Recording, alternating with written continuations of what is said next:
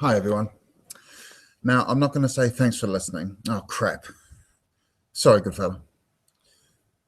Right. I wanted to address something, the question of are the feminists right or not?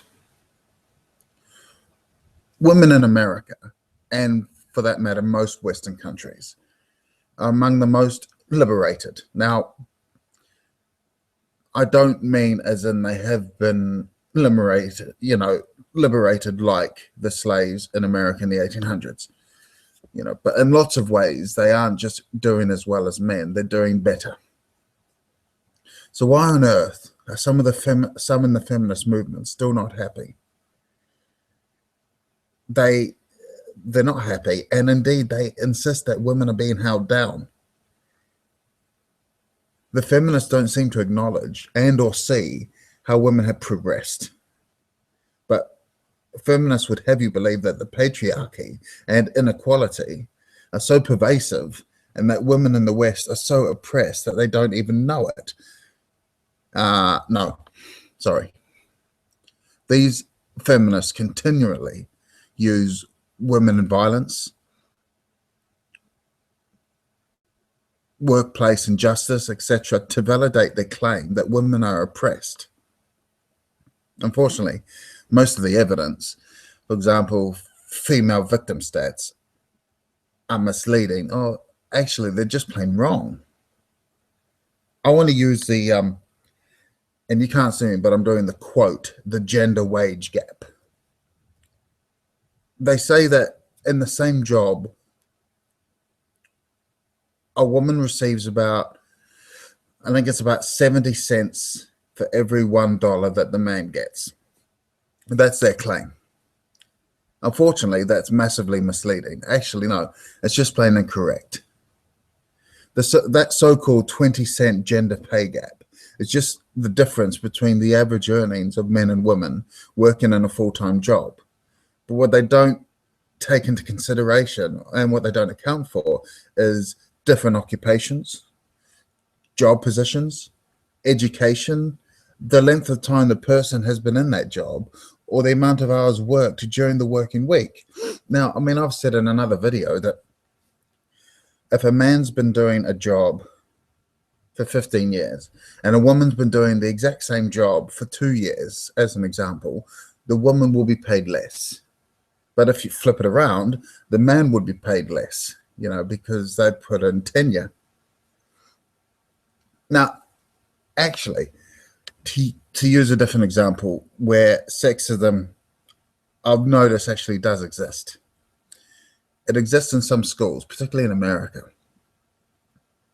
However, the sexism is towards boys. Now, before you string me up, today in classrooms, when boys are restless or they act up, schools these days have almost zero patience for what just 15 years ago would have been put down to being a boy. Nowadays, in schools, a girl behavior is held up as a perfect example, whereas boys are just treated as defective girls. I mean, as a result, the boys compared with the girls are suffering academically. The boys get lower grades and are far less likely to go to college. There was a study done here in the UK that showed that as far as what boys and girls prefer to read, the girls prefer fiction, magazines, even poetry. But boys like comics and non-fiction. Now, if you give a boy Jane Eyre or Pride and Prejudice, they might not fare so well. But I mean, just use an example. My nephew loved the Guinness Book of Records. I mean, if boys are interested in something, they will read it. Now, there's a third grade class in California. Now, third grade is about age 8 to 9 years. They were asked to write a creative story and draw a picture. Now, a boy called Justin, he wrote about pirates and he drew the pirates having sword fight. The teacher then called his parents into the school, and the teacher expressed real concern about Justin's, quote, lack of values. Now, the trouble is boys tend to, well, it's not trouble. The fact is boys tend to have a kinetic imagination. So instead, don't try and throw cold water on it. Help it along. Nurture it. And then you'll probably find that the boys will thrive. Now, I mean, that's basically all I wanted to say in this video. But, I mean, I might be throwing arrows in the dark. But just an idea for the feminists out there. Instead of feminists in Western countries, Australia, New Zealand, England, America, etc., Canada, instead of them complaining that they don't have equal rights, when in fact they do, you'll always have men that are sexist and misogynistic, unfortunately. But generally, they're treated equal to men because they are equal to men.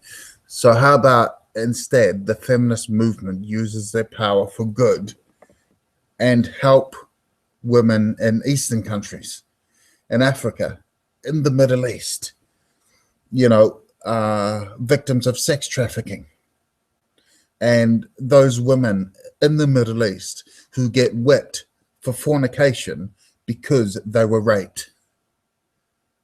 How about focusing your efforts on trying to help them instead?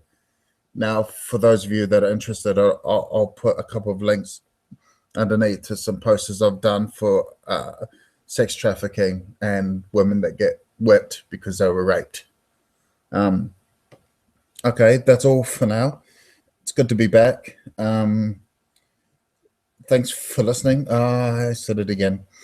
Anyway, I want to plug some YouTubers. Good fella. Karen Strawn, Skeptor. I've just started listening to Skeptor. He's fantastic as well. I highly recommend him. Okay, so thank you very much. Ciao for now.